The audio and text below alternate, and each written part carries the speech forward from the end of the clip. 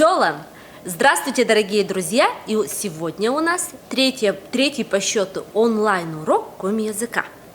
Мы с вами уже знаем, что в коми-языке 35 букв в алфавите.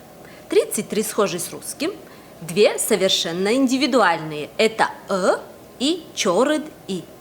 Мы с вами познакомились с африкатами коми-языка. Это дж, ч и дж, которые состоят из 2 букв. И сегодня мы еще познакомимся с особенностями коми-языка.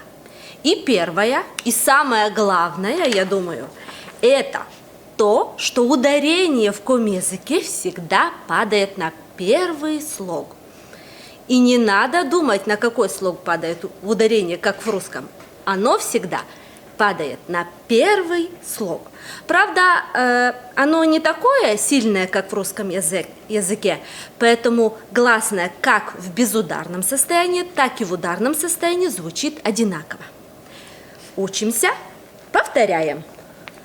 Не компьютер, а компьютер. Не молодец, а молодеч.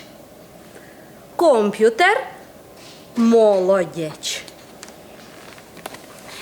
Следующая особенность – звуков Ф, Х, Ц в коми-языке не существует. Буквы Х, Ф, Ц есть, а звуков нет. Вместо того, чтобы сказать «фермер», мы говорим на свой лад «пермер».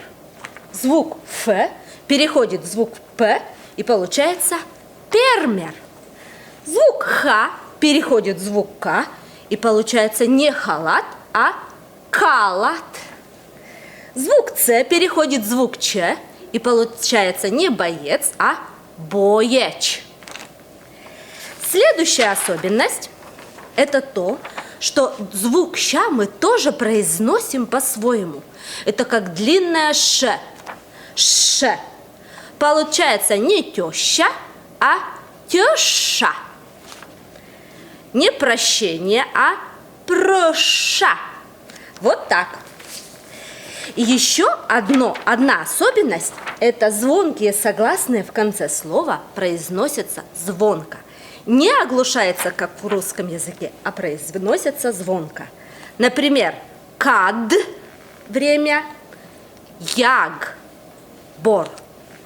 Вот с такими особенностями коми-языка мы сегодня познакомились. Давайте повторим с вами. Звук ща произносится как ш, долгое. Тёша. Звуков ф, х, ц не существует. Вместо них п, к, ч. Ударение всегда падает на первый слог. Звонкие согласные в конце слова всегда произносятся звонко. Учимся говорить по коми. Аддишлитеч.